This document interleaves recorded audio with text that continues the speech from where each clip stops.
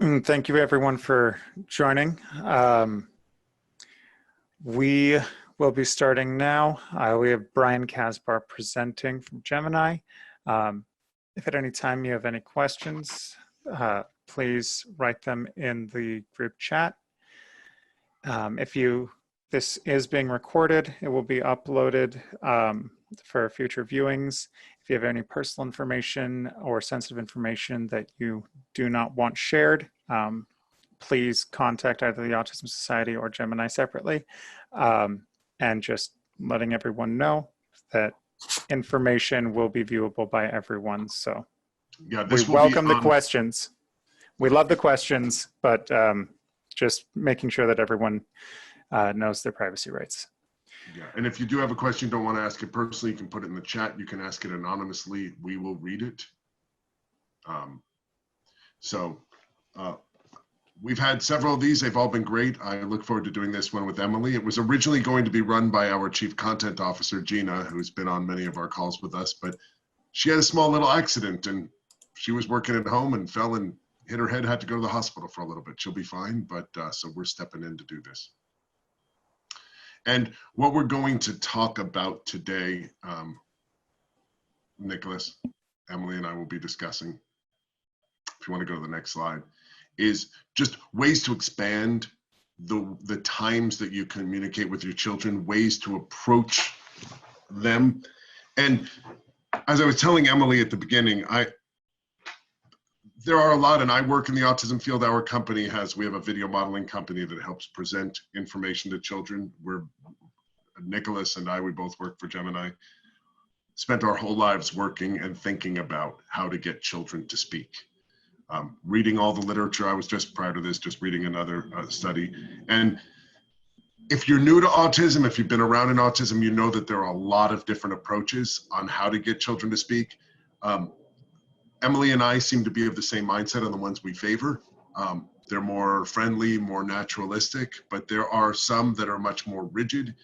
And from what I've seen in the autism world, some approaches are more appropriate for third parties to do with children because sometimes they're a little bit more strict and a little bit more rigorous and more like homework. And it's hard for a parent to do that because it's hard to kind of drill them and then give them all the hugs they need. So I would never recommend a parent do the drilly type of approaches. So some are appropriate to parties and some are appropriate to age level.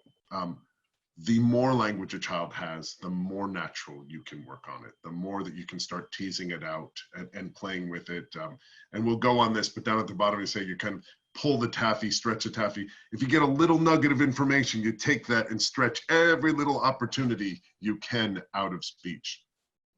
And if you're kind of the research type of size or personality, the types that I'm talking about, the ones that you'll normally see for therapists they call them, the formal name is didactic, but it will have lots of sitting at tables and mass trials, and they'll normally give little rewards. Sometimes they'll use candies, lots of reinforcement, high levels of adult control.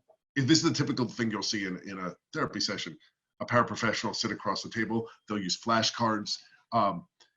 In a more naturalistic setting, we do this with our neurotypical children when they're in a crib or when they're down and we're trying to teach them that first language, and we'll hold up something like, we'll hold up this, we'll say apple, apple, and that's a didactic approach.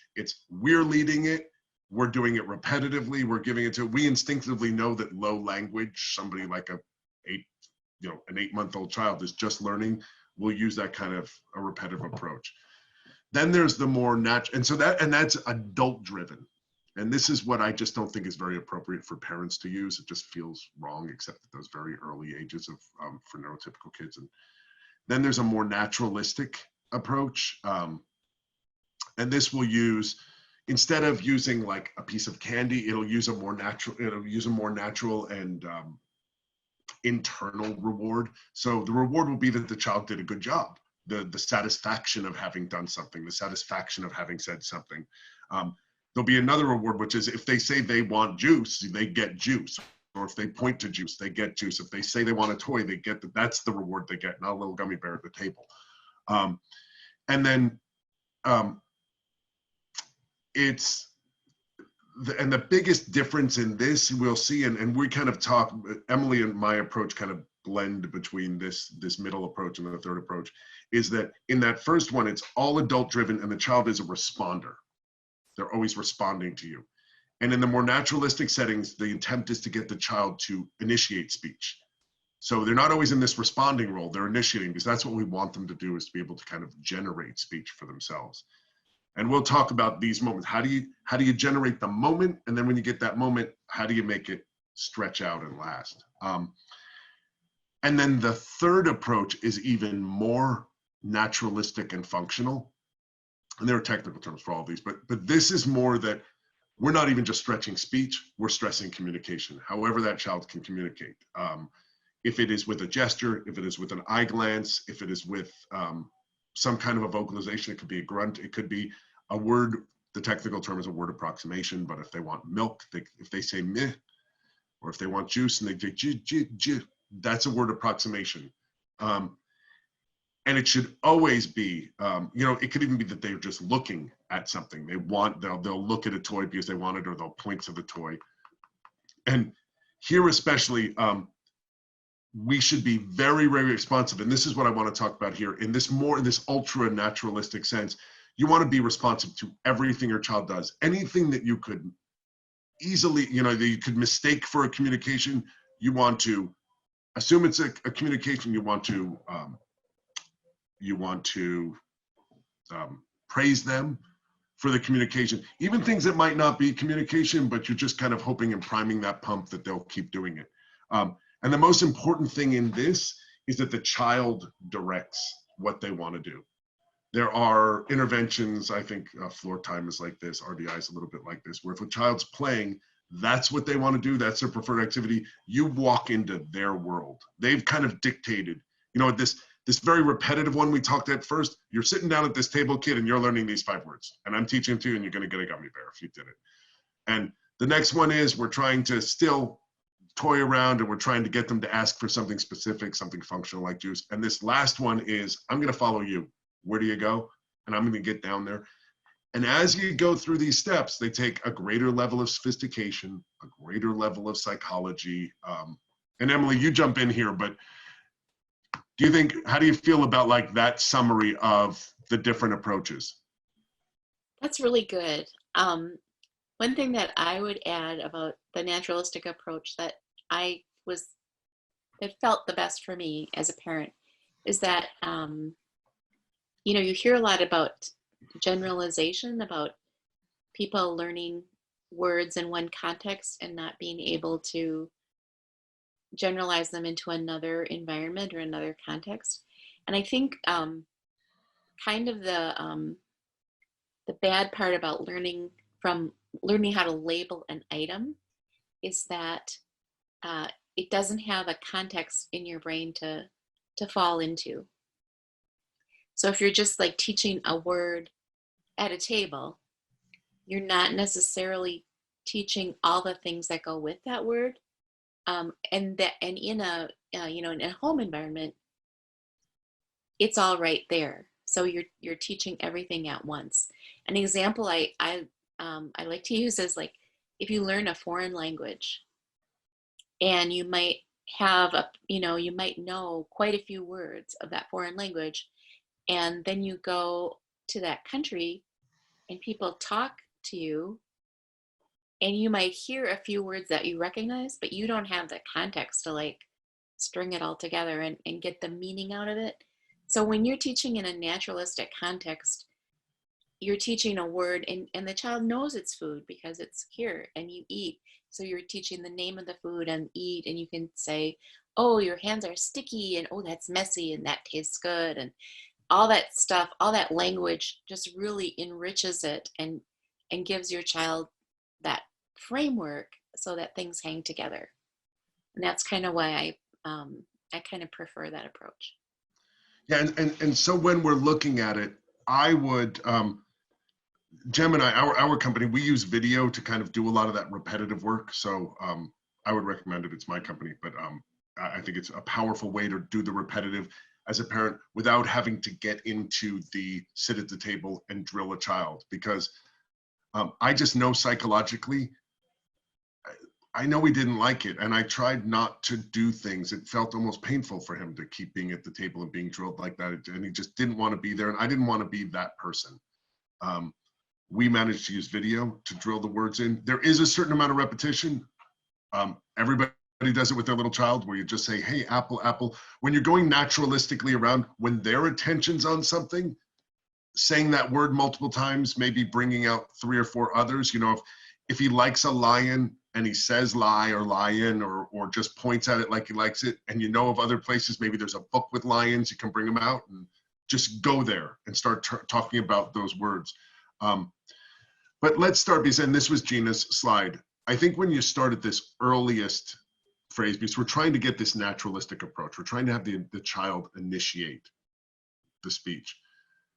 You kind of have to think, because what we want to do is we clearly want to let them think they're in control. We clearly want them to be initiating, but we want to make the most possible, or the easiest possible place, almost stage it so it will happen. The Brian Davey, who's one of our chief scientists on our team, he refers them to as ninja mind tricks. We're smarter than our kids. We know them very well. We know how to manipulate them into doing the things we kind of want them to do. So if you're going to want them to request something, you know, maybe you leave the water that you know he's going to want up on a little bit out of reach, so that he has to go point to it instead of grab it. How can you make him do it? And then when he or she starts asking for it, that's your chance again, and we'll talk about this a lot, to step in. And like normally, if we have a, when my son was first learning to speak, he could have said, he used to point, then he could have said water. In his best day, he would say water.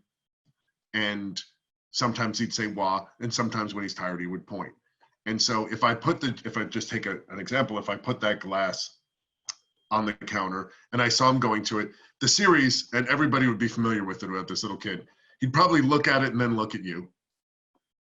Kind of like, you know I want that water. Right. And this is where, what's the term I use? It's like expectant waiting.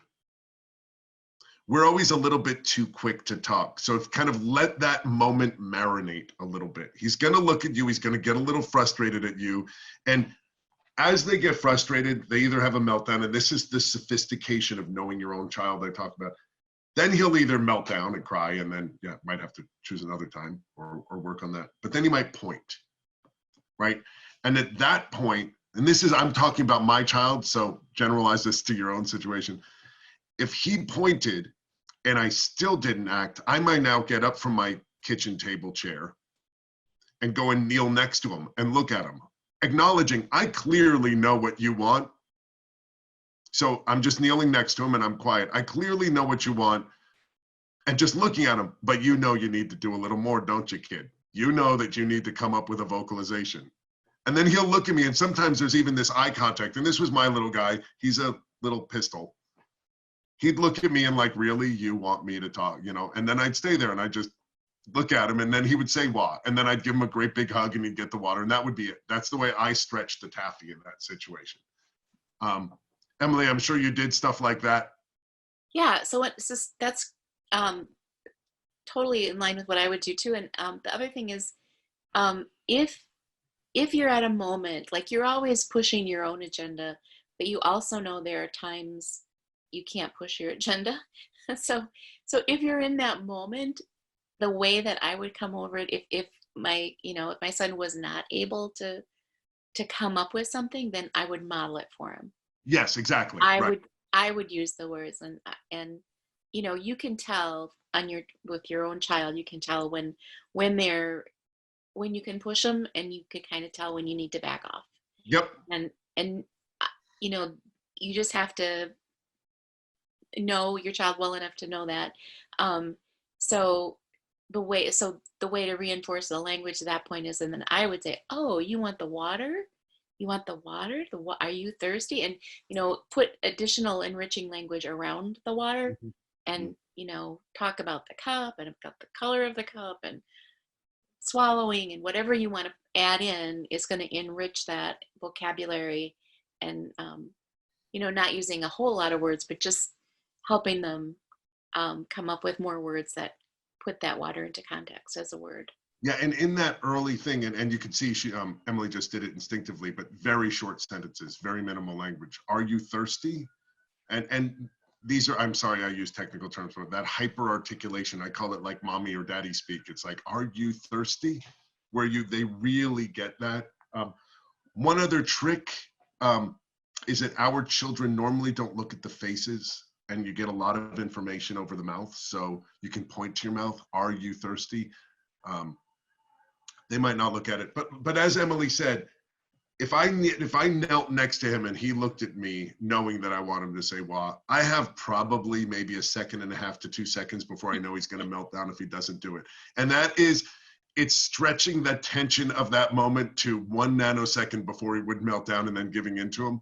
And that's why I said these take a lot of sophistication and art. And you'll mess up sometimes, and sometimes you'll melt down, and that's fine. We're all learning. You're learning to push this. But the whole point is that it's like, I was an athlete, I got to push my muscles to exhaustion before they grow. We got to push them to their limits till they grow and they start using more language. And so that's a child with, you can think of using those first elements of communication, of requesting. They want something from you. And in those moments are the most golden. And for most little kids, you have 100 of those moments a day. So pick the ones you have. There are going to be times when you're on the phone and you just got to solve the problem and just give it to them.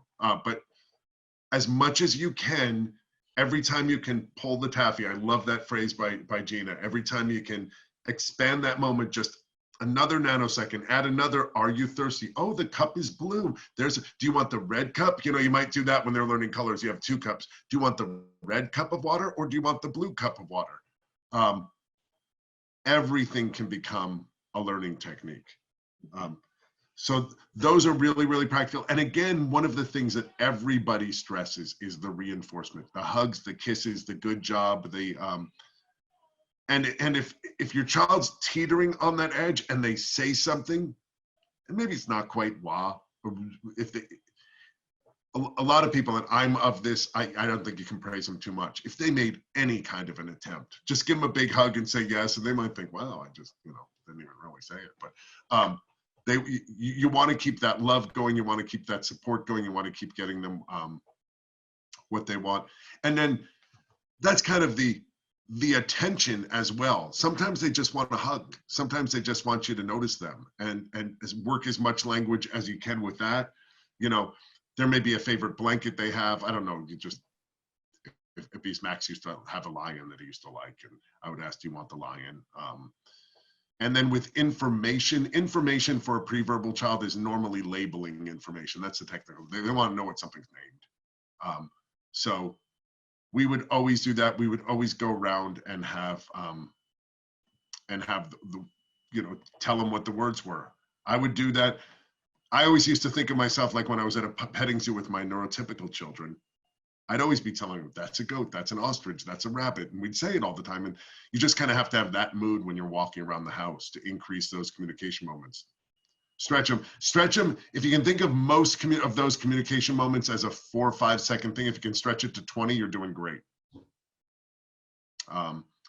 So then if you go to more language, what we find, and we also find that this is a great job to bust echolalia. And echolalia, which is another technical term, is if I say, do you want milk? That instead of responding appropriately, they will repeat what I'm saying. So if I say, do you want milk? They say, you want milk? And we sometimes find that asking them do you want milk? And what are 3 things about milk? And you can just kind of like break it apart, have them ask 3 different questions as they have language. What color is milk? White. And it cuts their brain out of that echolalia. That works quite a bit. I think also it's very important for your children, as Emily said, and this is the sophistication I'm talking, what times of the day work for them. They might be morning kids, they might be night kids, and there's going to be times when they're going to absorb information better. You're going to know what reinforcers what kind of presence they need? Do they want screen time? Do they want their favorite, I don't know, fruit or vegetable? Max used to love raisins. We could just get him raisins. He'd do anything for us. And dried mango slices. One trick I did, which blends all of these, and you don't have to be a great artist. I would draw pictures for you, but I am a middling to poor artist, just so you know. So this takes no artistic talent. I sat down, and this was kind of a way to bond with Max, and it turned out to be an extraordinary way to pull language out of him. I sat down with a blank piece of paper, and I would draw any word he said. So he said dog, and I draw a really bad dog. It was, a stranger might acknowledge that it was a dog, but he clearly knew it was a dog. But he could also make daddy do things. He would say cat, and then he would say triangle, which was really nice and easy. I was so glad when he said triangle. And one of the things I remember, and then he would run out of words, but then I'd say it, and I would say mountain, and that would put him in a whole nother category. And then he would say tree, and so then we would do that. And when he was, I would say he probably had 50 to 100 words at that time. And I would say he'd sit with me for an hour, a full hour. This is a kid who wouldn't sit in the seat normally for more than 10 seconds. And he would sit with me. He was just fascinated with me drawing. So I found that was a very, very powerful tool to get him to speak. Did you have anything like that, Emily? Did you have things that could elicit that kind of a speech and stretch it out? So a lot of what we did is we read to Sam, and especially rhyming books. Oh, right. Okay. Yeah. And then what you can do is you can one he liked was the sheep in a Jeep. So beep beep, sheep in a Jeep on a trail that's steep, and then you can drop off words and wait. Beep beep, yeah. sheep in a, and then wait, and he would try to fill in the blank. Yes. And it's a way that you can do repetitive stuff without it being mind-numbingly boring, right? For both of us. It makes it fun. And so we did a lot with rhymes, especially with storybooks, because that was good cuddle time, and also with music. We would sing, and he learned a lot of vocabulary, and it was fun. So he liked to sing, and he could sing before he could talk, really, and we would dance around, and it was just a fun thing. But it was language based in a way, even though it involved movement and other things. And also I found that he could, we had a swing set in the backyard. He would swing, and if we talked on the swing, his words were more accessible to him. And I don't know why that is. I mean, probably. I'll tell you why. Do you want to know why? Why? Most of the research says that it's the default versus active network. So children with autism have a much higher default network, and that's the technical term. They're in a daydream state. The part of the brain that goes into the daydream state is much, much more advanced. It's about twice the size of normal.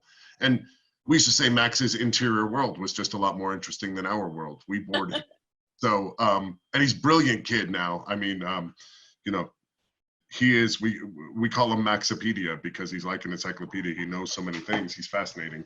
But the daydream state, I joke a lot, and we talked about this before. My wife says I'm in it when I watch sports. I acted exactly like Max. She could walk in and say, Brian, could you take the garbage out? And I don't even hear it. I'm not processing it. I'm in my world. I am locked. I'm zoned in. She could call my name from the kitchen. I literally don't respond. She says I'm autistic when I watch football. But the interesting thing about the default state versus the active state is if you are, you can't be at risk. You click into the active as soon as you're at risk. So like, for instance, when you're on a swing, you're not balanced. So you will switch into your active state. It's the same reason why in hippotherapy, the kids can't quite balance. It's the same reason why a lot of therapists put children on balance beams, or they'll put them on those like all balance X, all of these physical therapists will put them on swings and hammock and move them because it will activate the active part of the brain instead of the default network. Interesting. Yeah, so often, you know, there are some physical therapists who will just take a tennis ball and throw it to them and say, you know, different colored balls, blue, red. It's all to activate that active network. Some of the best physical and speech therapists I know combine the occupational therapy. There's a center in Armenia, of all places, halfway across the globe, that uses Gemiini in Armenian. And they have all of the children, all of the treadmills, little stationary bicycles are all in front of the television. They have them physically working on stuff, climbing on ropes, walking over towers, as there's a speech therapist right there teaching them the language and modeling what's going on the television. So that, when you see, and Emily, I don't know how many of the really sophisticated cutting edge type of therapy programs you have, but they work all of this in. And when you think about it, you know, all of the really classic games, we're using all of these gross motor. Patty cake is a repetition, making sounds and using gross motor all at once. It's the way we learn. So anyway, that's why. It's absolutely fascinating how it all works. But yeah, I would recommend, you know, teeter-totters, seesaws are great like that. We actually had Max when he was a little boy, and we had some of the girls who would come and work with him. We lived around some cliffs, small cliffs, 10-foot cliffs that you'd practice rock climbing. They'd put a belay on him, and the boys would have him kind of climb up the side of the mountain and work on his words, and it was magical. It worked great for him. So I can imagine if you had a small little tree that they could climb up to 5 feet high, and they were climbing, you worked on it and played, and they sat up a branch 3 or 4 feet off the ground, all of that would work. It's all just kind of manipulating the neurology of what's happening to make sure they're most primed for teaching. And you know, you could get up in a tree, and I'm sure we could teach tree and leaf and high and low and above and below and apple or whatever kind of tree you're sitting in. There are 1,000 different, all the colors around brown and green and Textures and yeah, textures, rough, smooth. smells. So Weather. yeah, even that, hot, cold. You could bring out an ice cube if it's hot out, like it probably is today. So that's, I think the tips, like she puts down here, is you set the stage as much as you can, you control the environment, and you optimize it for them to be able to initiate. That's the key. Follow their lead, let them initiate, and trick them into initiating. Like I said, he just looks at the glass of water, and I wait, that expectant waiting. You know, you need to do more than that, dude, don't you? That's what he sees in my eyes. And then I go kneel down next to him to kind of reinforce that. So Nicholas, what's the next slide? If you just go to the next slide. Yeah. And this one is a little bit circular, but when you take, these are all self-reinforcing, just like you can have a vicious circle out of vice, you can have a virtuous circle out of virtue. This is a virtuous circle. It keeps building on itself. You create a good communication environment, and then if you have child-directed language and responsiveness with them and they can practice, the child gets more communicative. And that skill in turn increases the amount of communicative environments that you can have, which will increase, you just build on it. The more, and I think the simpler way to say this, because this looks kind of textbook, is the happier you make them and that more of intrinsic, internal reward they get from the hugs, from the happiness of being able to say the word, the more responsive they'll get, the more competence will grow because they're practicing, which will just give you more and more opportunities. Well, and the other thing that this shows is you're really building a relationship. Yep. And I think for a lot of our kids, that's so important that you have to have not only a reason to communicate, but you have to have confidence in your communication partner, that they will listen, that they will respect your desires. And oftentimes, especially for kids with disabilities, in the community, they're not treated respectfully. Their attempts to communicate are not honored, and that can really shut them down. So especially at home, they need to feel safe. And you know, all of these things that you're showing are also reinforcing relationships. Yeah, and that's really critical. And, you know, every time, I think the biggest breakthrough my wife gave me in working with Max is that, you know, don't think of him as having autism. He's a little human. He responds just like you and I do. He's just a little, you know, he's just a little bit behind. He has a little bit less skill in this one area. He's a very coordinated kid. And so I would always just think, how would I be feeling here? And when you think, like you said, Emily, when you're not accepted where you are, and maybe even mocked where you are in another setting for trying to communicate, this is all of a sudden can be an embarrassing, you know, it's something you're not good at. It's something embarrassing to say. And just think about the times when you're speaking with someone in your family. If you're going to do something that puts you at emotional risk, you're going to take a risk. You got to know the person you're talking to is going to listen. They're going to accept what you say. They're going to love you. If you don't think the person likes you, you're not going to take an emotional risk with them. Yeah, and if you don't reward it, you know, if you don't say, hey, I heard you, here's my answer for you. Yes, I want to solve it. You know, come, I love you. All of that information has to be communicated. Because just like us, if we don't like somebody, if they don't ever listen to us, if we don't get any, or you know, or worse, if they ignore us when we become vulnerable, then that dies. So I think that's really, really important to understand, that these are little, you know, kids who just want to love and want to communicate, and it's a risky proposition for them to try to do that verbally. So we have to give them multiple opportunities, highly praise what they do, really encourage them what to do, follow their lead. Don't make them, you know, just like anything, I don't want to talk about what you want to talk about. I want to talk what I want to talk about. So let's not sit at a table and learn flamingo. I want a dump truck. I know that's kind of ultra simplifying it, but in the end, it's kind of simple. So yeah, that's a really good point. The relationship element of this is huge.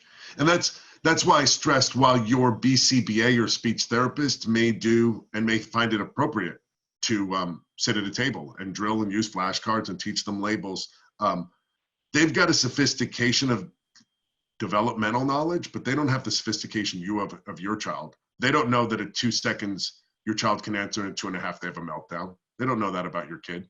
You've got a much more sophisticated tool set on how to reward your child. Does anybody have any questions right now on ways that you might, you know, situations where you feel like you're having a difficult time expanding the communication with your child? If you do, if you run your cursor over the bottom, there's a chat icon, and you can just type to us there if you have any questions. I can just wait a second if anybody does have questions, or if you kind of say you'd like to speak, we could unmute you.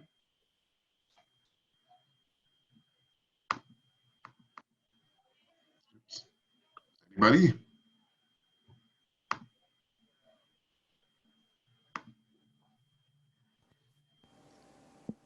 Okay. So Nicholas, is there another slide? Yeah. And I can't see it. Hold on. I just have to go view options, show video panels, zoom ratio, exit full screen, side by side mode. That's probably it. There we go. Okay. And we were talking about this. This is with the much more verbal children. So Max didn't get here till he was about age 8. Max was completely nonverbal at ages 3 and 4. So a lot of those things we were talking about. This is now a child who knows 50 or 60 words, who knows what a flower is, might not know what a sunflower is, you know, is learning about how to categorize and group all of those things into kitchens, into fruits and vegetables, is learning to categorize it into barnyard animals and jungle animals. And this is a great time to go about and really help a child communicate. Because at this point, once they've gotten the confidence of learning that, hey, the word juice gets me juice, the word, you know, apple gets me apple, the word hug gets me hug, that's addictive. Now they're going to want all the words. And this is where you can really sit down like these parents are and, you know, sit in a book and go over whatever it is that they're interested in. It may just be that the first labels they want to know is, you know, pterosaur, brachiosaur, ankylosaur. That's the way my boys always were. And it's not going to be necessary, you know, broccoli, cabbage, watermelon, and whatever those are, avocado. You know, those aren't going to be the words he wants to learn. But go out in the garden, go to a petting zoo. We've always recommended several times. One of the greatest places for eliciting speech with Max was Target or Walmart. You put him in a cart when he's 4. You strap him in, because otherwise he's a slippery little guy. And bring him around and just talk about labels. See what he responds to. Go into the toy section and point to all the words. You can go into the bathroom section and teach all. There's everything that he could possibly want in his house, all there. And you're controlling the environment because you're controlling the category. You know, maybe we just go into the kitchen area and teach them pots and pans, and then follow their lead. What are they interested in? What are they looking at? Is a great way, in my mind, to see what Max was interested in, and again, expanding, pulling the taffy, asking questions about it. Oh, that's a pot. What color is the pot? What do you use the pot for? And you could answer cooking if you couldn't answer that. But there's an art, and it gets to be pretty easy after you've been doing it a while. Once you kind of have this idea of stringing it out, taking every opportunity and making it bigger. So, Emily, any others on the labeling and responding to kind of the more verbal children, getting them to do this? The one thing that we haven't really talked about, and I don't know if this is, I mean, I know we only have an hour. Yeah. But there's expressive language and there's receptive language. Yeah. And expressive language is what your child is saying, and receptive is their ability to process what is said to them. And they are not usually, they're not often the same for our kids. No. And that's something to keep in mind sometimes, that they might be able to say a whole bunch of dinosaur names, but they might not be able to answer questions like, what did you have for lunch? Yeah. And so, you know, sometimes we think our kids are being unresponsive. And if your child is not responding, it's a good idea to work with a speech therapist or someone at school and figure out what are they hearing, what are they understanding. Because oftentimes what they can say, they can tell you, especially when they get, 8, 9, 10, if they're really interested in something, they can tell you a lot of kind of impressive stuff in great detail about what they're interested in, but they might not always be able to answer simple questions. And that can be really frustrating because they might not be following directions at school, or people will make assumptions about them if they don't do what they're supposed to be doing.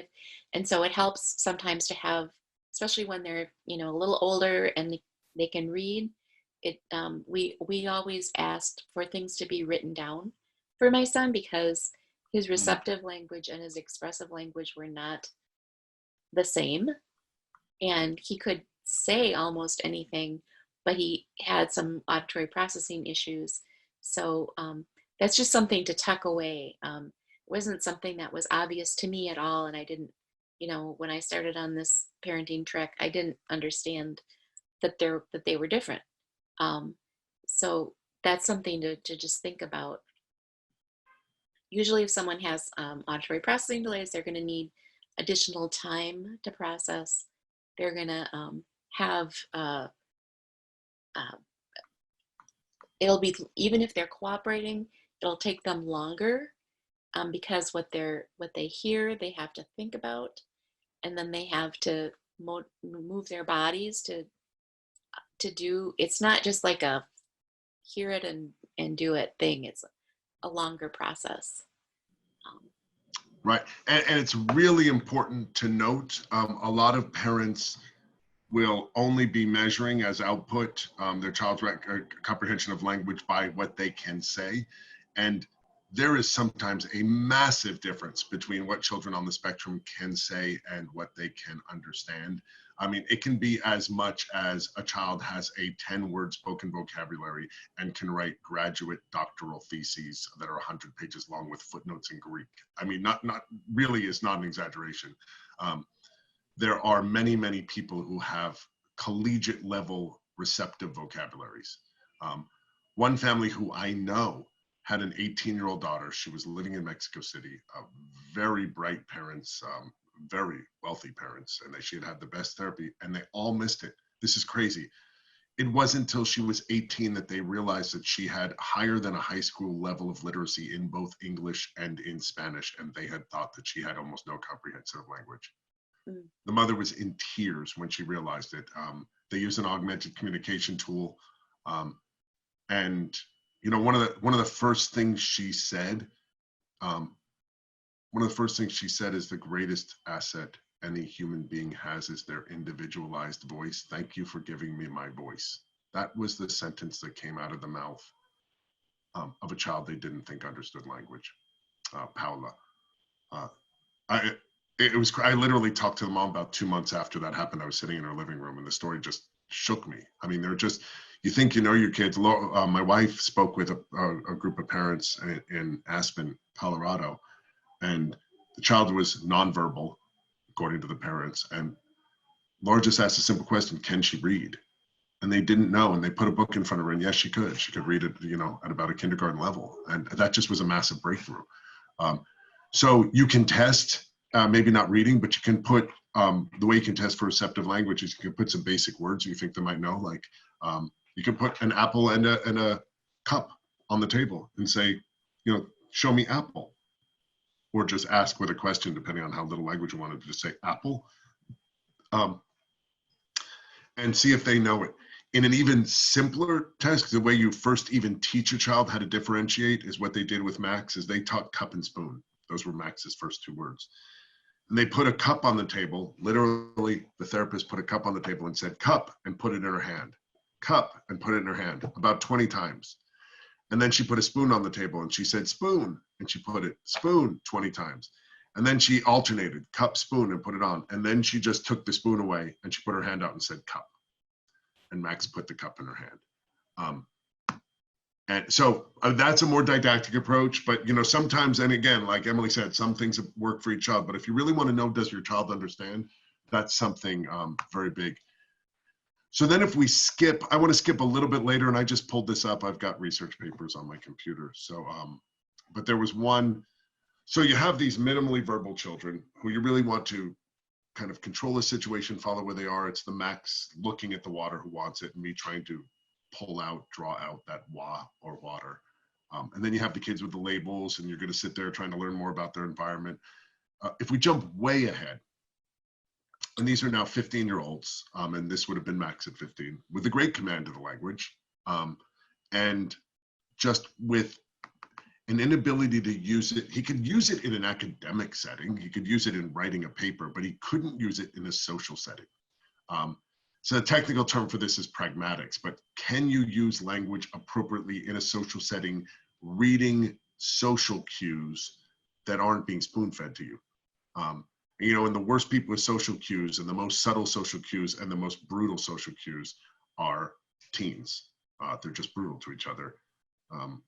When I was, probably the most impactful thing I had ever heard was when Max was 18, we were in a class put on by UCLA, the peers class that you guys have there in Milwaukee. And the teacher made a great point to the kids. And they said, you know, everybody talks about the popular kids in school. And he said, I want to give you a secret.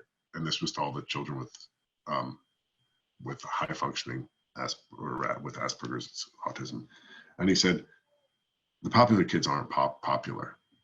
They're feared. They just have a brutal set of social skills. Nobody really likes them. They just fear them.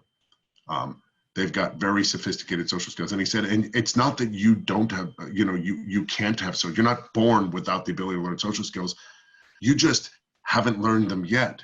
Just like you wouldn't go try to just pick up a basketball when you've never played basketball. We were talking about some kid who was mocked by the popular kids in the class, because you wouldn't just pick up a basketball that you've never played and go try to play with the varsity basketball team. You just don't have the skills there, but you can learn them. I'm going to show you how. And they did. They learned them really quickly. He goes, it's just a set of skills. You'll be just where they are, but you'll just be nicer later on. And Max he's the kindest kid. And the type of skills that they're missing, and I'm just going to read off of a technical paper here, but is the problems mostly are consistently, the phrase here is consistently impaired in speakers with ASD, use of irrelevant detail, inappropriate topic shifts, preoccupation with certain topics, unresponsiveness to partner cues, and these all kind of go together. So if the kids are all talking about about like a soccer game, and our kid, Max, steps up and starts talking about how cool his Minecraft game is that he's working on, he just keeps talking about it, even when the partners are giving you cues to shut up and you don't see that. These are the problems our children have. A lack of reciprocal exchange. Like they would tell us that the kids would sit there and they would train them to ask about interests. And he said, almost every time you'd have two children who both lack these skills right now. And they'd say, do you like hockey? No, I don't like hockey. Do you like gardening? No, I don't like gardening. Do you like Harry Potter? Yes, I like Harry Potter. I like Harry Potter too. And they just stopped. They didn't know to take, oh, we both like Harry Potter. Why don't I continue on that line of reasoning? So this inability to take the partner cues, to reciprocally exchange information back and forth, or to make kind of vague references or tangential references, where they're kind of, one of the therapists she would stand behind her little, she had about a 12-year-old who was trying to learn language, and she had a picture of a spaceship orbiting the moon. And when he was in social situations where the other couldn't see and he went off topic, she just held that little space card off where he had left the planet. He needed to get back to what they were talking about. It was a good cue for him.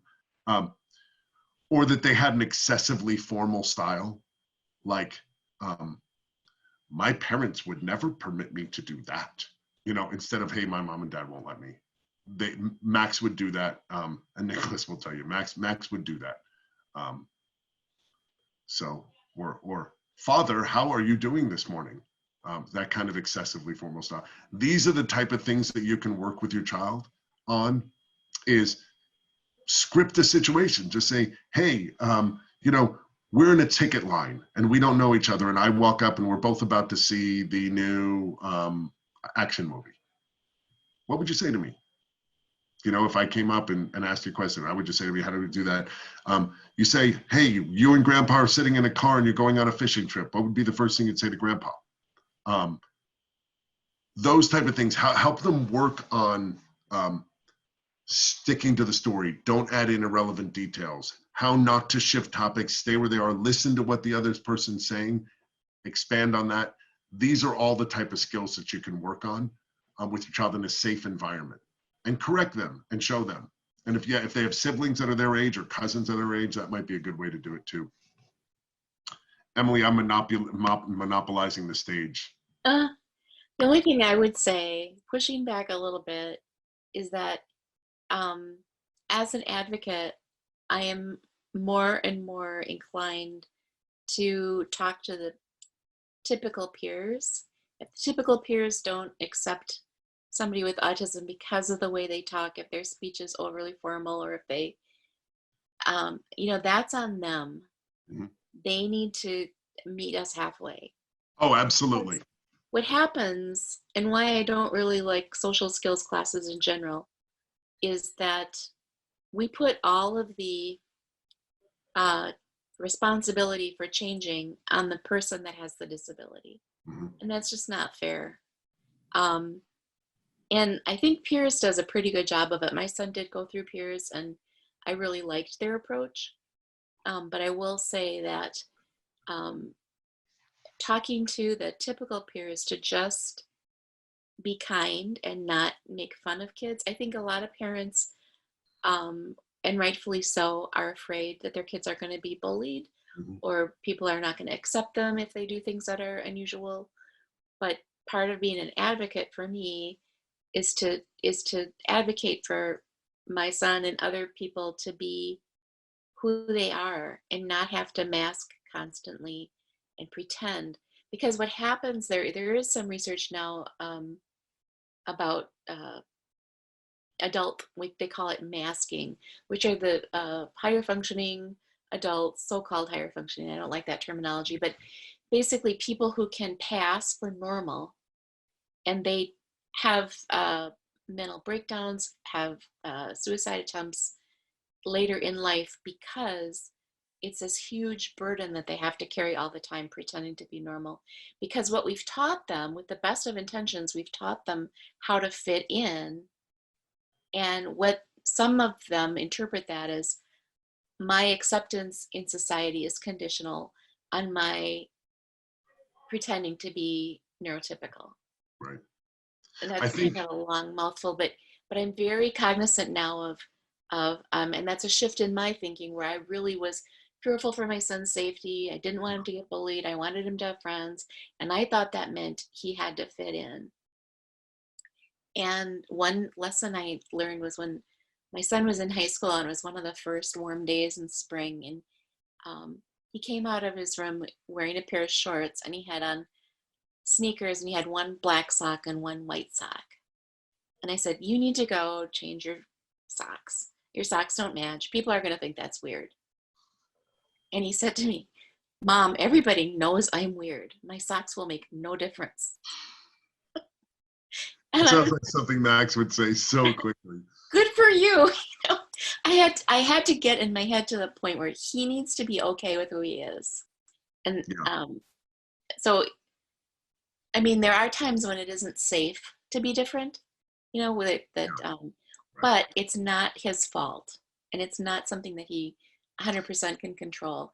There's a autistic writer named Julia Bascom, and she is the head of the Autistic Self-Advocacy Network, ASAN, which is and they call themselves autistic. They do not like person first language. They prefer identity first language. So Julia Bascom had written this blog post, and this is a long time ago now, probably maybe 12 years ago. She, when she was in high school, she was being bullied horribly, and her parents took her, and they met with the administration at the high school to talk about this bullying situation. And the school's response was, well, it's her fault, basically. She brings this on herself because she's so weird. And they sent her to social skills training. And I read that, and it just like hurt my heart, because it's not fair. It's not right. And so as much as we want our kids to be functional, be successful, we also have to realize that for a lot of our kids, they are disabled. The goal is not for them to pass as typical. So one of my favorite sayings, and I can't remember who said it, unfortunately, but our goal shouldn't be to make an autistic person normal. Our goal should be to make an autistic person who is struggling be a person who doesn't have to struggle so hard. So, you know, and part of that is accommodation, and part of that is learning skills. So that's the sermon for the evening. One of the things I thought was most interesting to me, and I actually think one of the best examples I have seen in the entire country is at Shorewood. And Julie's doing a phenomenal job, the special ed director there. And I'm gonna get back to her, but at the UCLA program on peers, one of the things they explained is that some of our children think that their peers are bullies because their peers have given them quite a few clues, nonverbal clues, that they weren't interested in talking to them or something. It might have been just busy, or for whatever normal reason, somebody doesn't want to talk to us. And when they didn't recognize those clues, they persisted, which then aggravated even a nice neurotypical person. And then that person said, look, leave me alone. Whatever they would say to us if we kind of pushed past those signals that we all see. And I am of the belief that aside from maybe 10% of just truly mean, nasty high school kids, that most kids really are very nice and very kind. And Julie and that team have made a great effort. And this may be something your parents want to do if you have teens, to get into the schools, get into your special ed director, and just make the kids, the 90% of kids who are nice. No, these are the struggles that our kids have. They're great kids. If you just overlook that one push past a nonverbal signal, they're interesting. They'll talk to you. You know, Max had a lot to offer if anybody would sit and talk with him. He'd be a great lunch partner. And and I think it's done a lot more because it was not just a focus, and I think this is great. It wasn't just a focus on special needs kids. It was, hey, you know, lily white kid, go talk to the Vietnamese kid, go talk to the black kid. Everybody, don't, you know, expand your horizons, talk to your colleagues. Everybody wants to be friends here. And it was a very, I don't know, it just seemed to be a great environment. And I know Jane, who's spoken here, who has a daughter with Down syndrome, was 18, said it just made a world of difference. That focused effort to do just that, to change the other side of the equation. Because it doesn't take much to just let everybody out and go, he's not annoying, he just can't read that skill. He's actually a really cool kid. And the nice kids will go, and people will go out of their way to listen when they know that. I really believe at least half the kids will go out of their way. So, I agree. Yeah.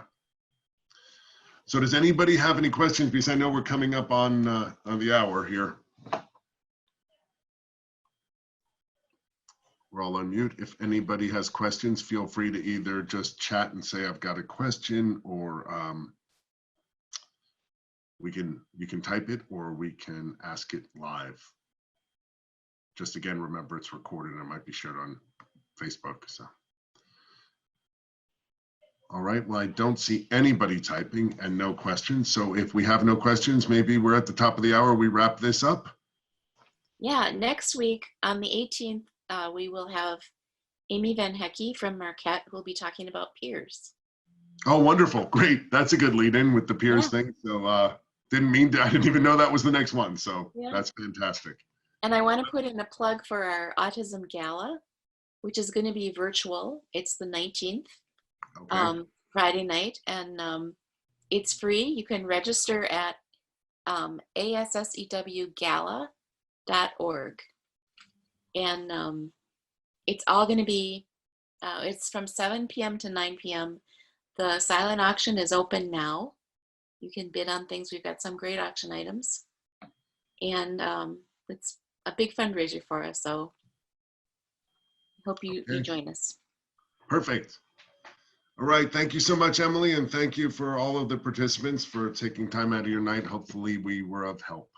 Thanks, Brian. Okay. Good night. Thank you. Good night.